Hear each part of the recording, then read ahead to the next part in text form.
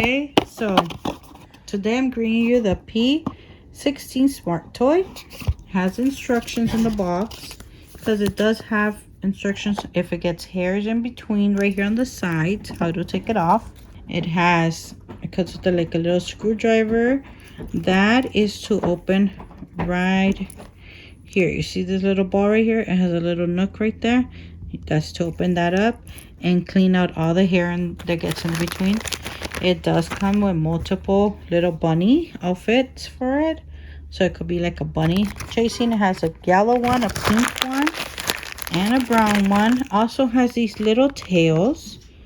So you could add it. And here's your power on. You hold on the power. Blue is a slow one. It's red.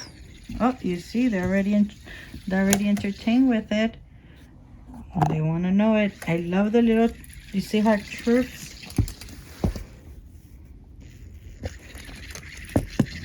And when it gets stuck, it vibrates too, so it doesn't get stuck.